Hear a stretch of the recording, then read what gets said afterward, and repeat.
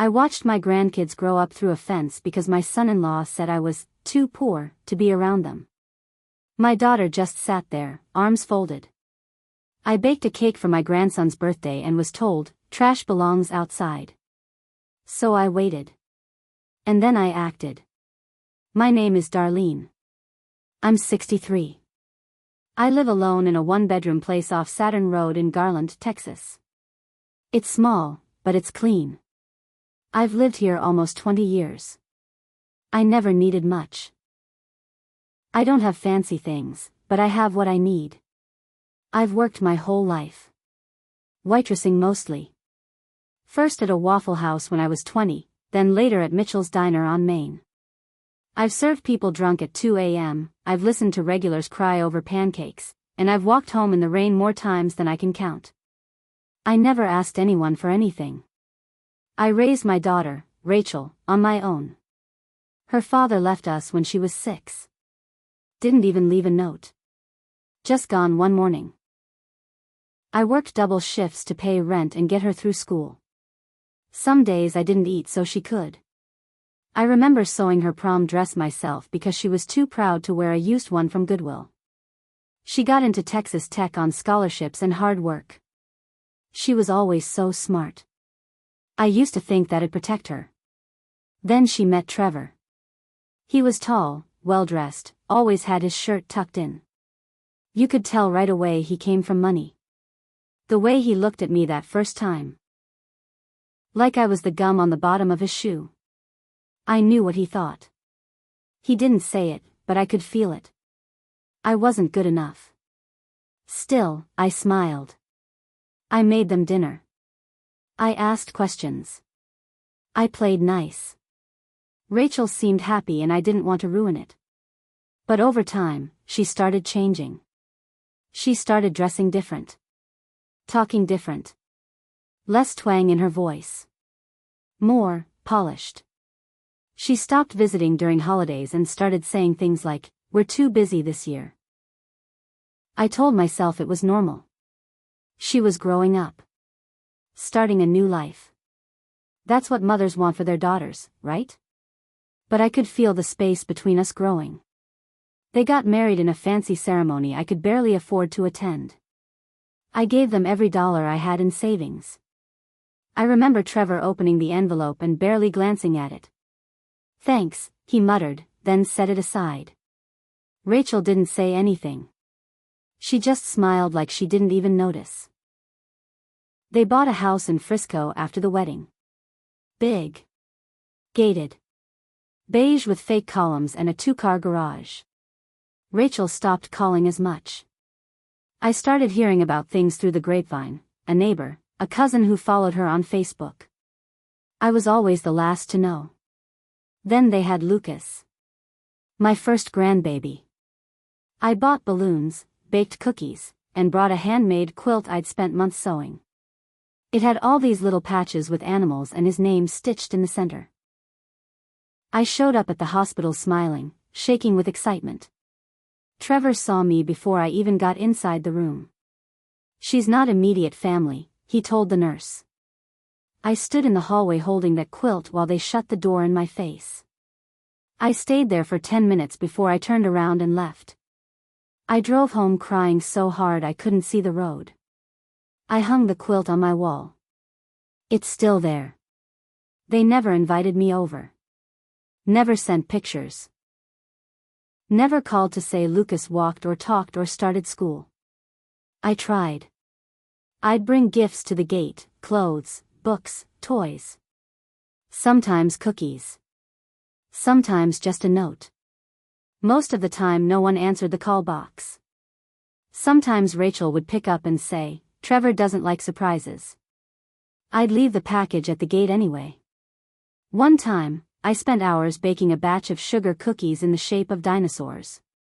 Lucas loved dinosaurs, at least that's what the neighbor told me.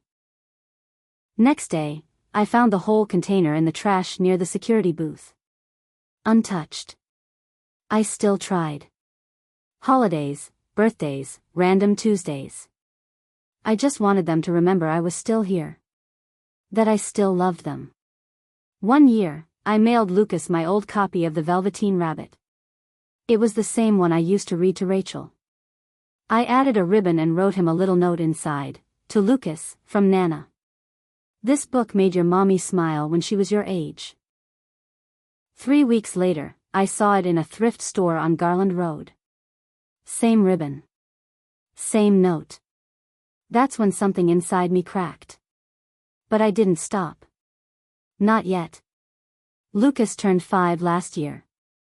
I only knew because someone from church showed me a Facebook post. There was a big bounce house and a magician and custom cupcakes. All blue and gold. I thought, maybe if I show up with something, they'll let me in just for a minute. Just long enough to see him smile. I spent 2 days baking the cake. It was yellow with chocolate layers. Dinosaur toppers. Hand-drawn frosting work. It looked professional. I put it in a nice box with a bow. I wore my cleanest outfit, my diner uniform, but ironed. Took the bus. Walked the last few blocks because the stop didn't go all the way. I waited at the gate and pressed the call button. Trevor came. He looked at me. Then at the cake. Then at me again. "You really think this belongs in there?" he said. "Trash belongs outside." Then he walked away. Rachel was standing in the yard with her arms crossed. She didn't say a word. Didn't even wave. I stood there, holding that cake. I didn't cry. I didn't scream. I just nodded, turned around, and walked home. And then I started planning. After that birthday, I didn't try again. I stopped leaving gifts. I stopped calling. I stopped checking their social media through other people. For a while, I went quiet. But I wasn't done. Something inside me shifted. I wasn't just hurt anymore. I was angry. Not loud, screaming angry. Cold angry. The kind that sits in your chest and grows slowly, quietly. The kind that doesn't go away with time. The kind that waits. I started paying attention. I remembered Trevor worked at a law firm in Dallas, Morrison and Fields. Big firm. Sleek website. Their partners drove luxury cars and wore tailored suits. I looked up everything I could. I spent hours at the Garland Library, pretending to look at cookbooks while I pulled up news articles and business filings on the public computers. I made a list. Names. Dates. Addresses. Anything that stood out. I didn't know what I was looking for at first, but I kept going. Then one day, about 6 months later, I was working the lunch shift at the diner. I recognized a face. A young woman walked in. Nervous, quiet, sitting alone. She looked like she'd been crying, or trying not to. Her makeup was smudged and she kept checking her phone. I brought her coffee. I told her the pie was half off, just to be kind. She looked up at me and asked, "Did you used to work here before?" "I still do," I said. She paused, then said, "I thought so. You look like someone who gives good advice." We got to talking.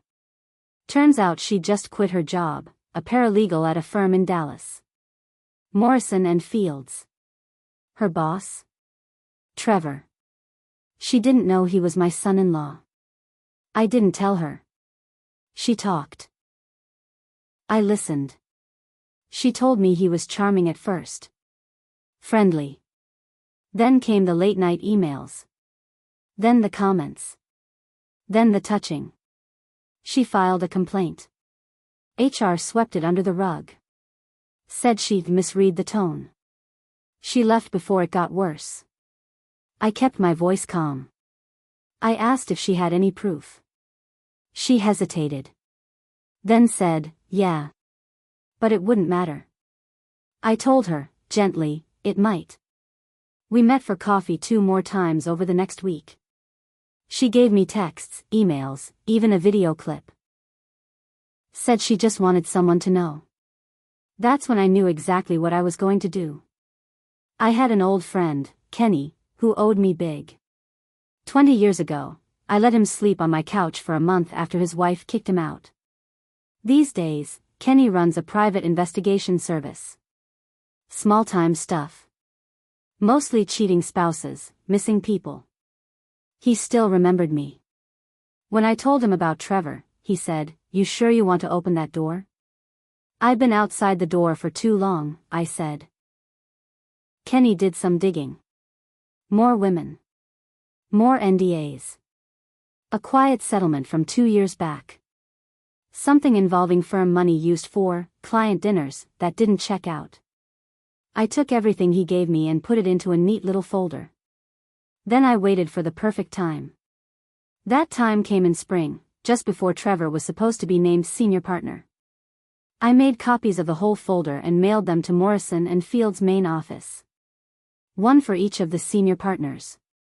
No return address. Then I tipped off the IRS. I gave them a little map. Here's where the firm's books didn't match. Here's how certain expenses were disguised. I didn't even have to make anything up. It was all there. Then I called a woman I knew from church. Karen Jean. She used to be a reporter, now she runs a small local blog. People underestimate her. Big mistake. I gave her everything. A week after the packages were sent, everything exploded. First came the internal investigation. Then the press leak. Trevor's name was plastered everywhere: misconduct, embezzlement, hostile workplace. Rachel tried to post some damage control on Facebook. It got ugly. People weren't on their side anymore. Trevor got suspended from the firm. Then fired. His license went under review. Rachel took the kids and left him. Or maybe he kicked them out. I don't know. They moved back to Garland. Into a rental 2 blocks from me. I didn't go to them. I watched from a distance. I saw Rachel walking the kids to school. No more designer bags. Just a plain old canvas tote. I saw her crying on the porch one night. I turned off my light and went to bed. I wasn't ready to forgive. Not yet. It had been 2 months since Rachel moved back. She never came by, not once. I figured she was too ashamed. Or maybe she was still angry, thinking I ruined her perfect life. Either way, I wasn't in any rush to knock on her door. I was still angry too. But something strange happened one Wednesday afternoon. I was getting groceries at the Kroger on Broadway. Just eggs, bread, and coffee. Rachel was there with the kids. She was ahead of me in the checkout line, struggling to keep Lucas from opening a bag of chips. He turned and looked at me. I didn't think he'd recognize me. But his eyes lit up. "Nana," he said. Rachel froze. Her hand tightened on the cart. I didn't move. I just nodded. "Hey there, sweet boy." He smiled so big, missing his 2 front teeth. Rachel turned around and muttered something I couldn't hear. She grabbed his arm and walked out fast, leaving half the groceries behind. The cashier looked at me like I should follow. I didn't. But that night, something knocked at my door. When I opened it, there was no one there. Just a box. Inside were the cookies I used to bake, or at least her attempt. Burnt edges. Too much sugar. But the note said, "Lucas asked for Nana's cookies." I tried. Rachel, I didn't cry. But I stared at that box for a long time. I started seeing Trevor's name on the local news more often. A second woman had come forward, then a third. Lawsuits were stacking up. The Bar Association suspended him. His mugshot appeared briefly after an arrest for assault, something about a bar fight. He looked rough. Bloated. Eyes bloodshot. Turns out he'd been staying at a cheap motel near Louisville, drinking too much and screaming at anyone who tried to help. He blamed Rachel. Blamed me. Even tried to get full custody of the kids out of spite. That backfired. The court denied it flat. Rachel got full custody. But what no one knew, not the court, not even Rachel, was that Trevor had a backup plan. One last legal trick up his sleeve. Before everything blew up, he'd hidden a large amount of money in an offshore account. One he never told Rachel about. I only found out because Kenny kept watching him for me. Turns out Trevor had been planning to run. New identity. New country. He didn't care about the kids. He just wanted out. But before he could vanish, he came back to Frisco one last time. He broke into their old house. I guess he thought there might still be something left worth taking. He trashed the place, trying to find a hard drive he'd forgotten in the chaos. What he didn't know? The neighbors had installed a new camera. One that caught his car, his face, his license plate. Clear as day. Guess who sent that footage to the police? Guess who mailed a copy to the court, too? He was picked up 2 days later. Charged with breaking and entering. No bail, thanks to the flight risk. 2 weeks later, Rachel showed up on my porch again. Same sweatpants. Same tired face. She didn't cry this time. She just stood there holding a little dinosaur toy. Lucas wanted you to have this, she said. I took it. I looked her in the eye. You stood by while he tore me apart. She nodded. I know. I can't undo it. Why didn't you stop him? I asked. I was afraid, she whispered. I thought if I kept him happy, he'd leave us alone. I didn't want my kids to grow up like I did, without a father. I couldn't say anything to that. I just let her stand there. Eventually, I opened the door wider. She walked in like she didn't know if she belonged. The house was quiet for a while. Then she said, "Did you do all of it?" I didn't lie. I did what you wouldn't. Rachel looked down. I don't hate you for it. I didn't answer. Because I still wasn't sure if I forgave her. Rachel started coming by more. Not every day, but enough. Sometimes she'd bring Lucas and his little sister, Clara. Clara was only 2, barely spoke, but she liked to sit on my lap and tug on my apron strings. Lucas asked if I could teach him how to bake. Said he wanted to learn real cookies, not the burnt ones. That made Rachel laugh, though it was the kind that came with a sting. Still, I didn't trust her. Not yet. I kept our talks short. I didn't ask about Trevor or court or the divorce papers. I just watched. Then one day, I got a letter.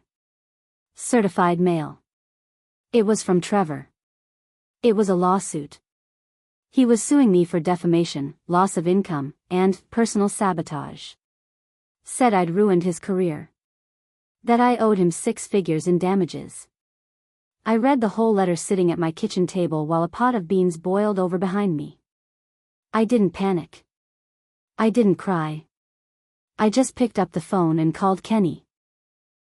Turned out, Trevor had found out I was behind the tips. He was desperate. He had nothing left, no job, no license, no money. The offshore account? Frozen by the IRS. He was lashing out. And Rachel? Rachel didn't say a word when I showed her the letter. She looked at the floor and said, I didn't know he was still trying to come after you. That's when I finally broke.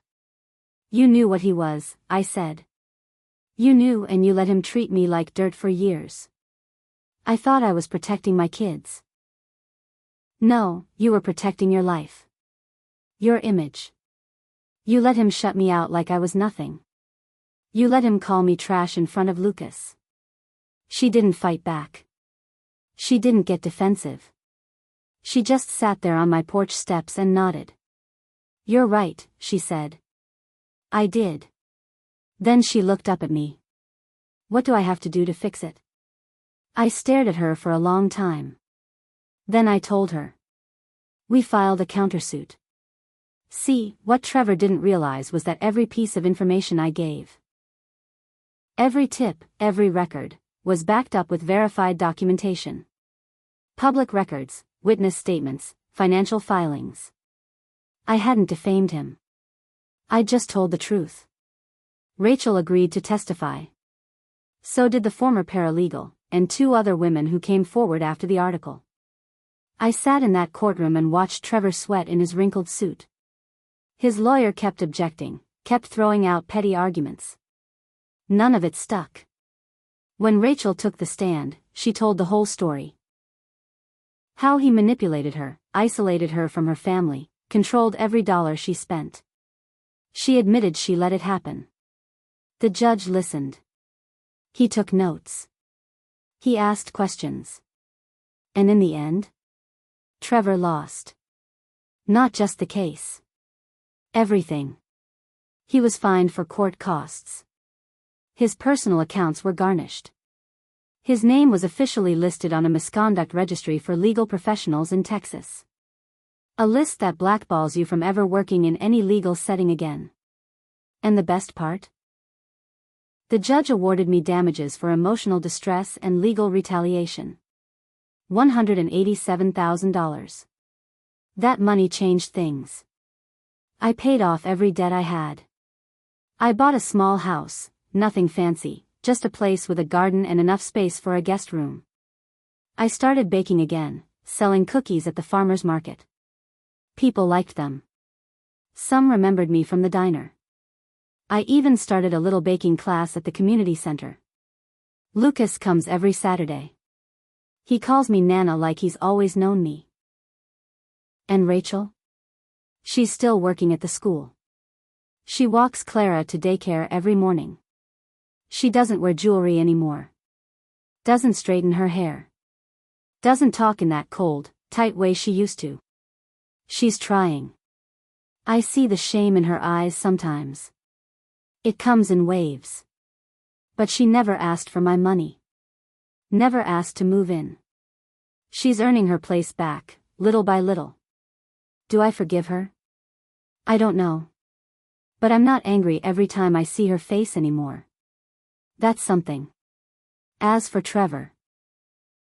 Last I heard, he moved to Arizona. Tried working under a different name as a consultant. Didn't last. Word follows you around when it's ugly enough. He sent me one last letter. No envelope. Just a piece of paper, folded in half. It said, "You think you won. But you ruined everything." I folded it back up and used it to start my garden compost pile. Felt fitting. They called me trash. Said I didn't belong. But I stayed patient. I paid attention. I waited. And then?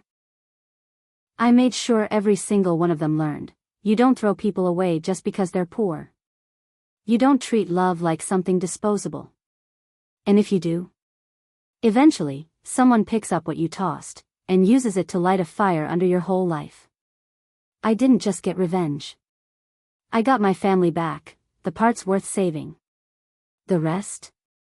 Burned. Where it belongs.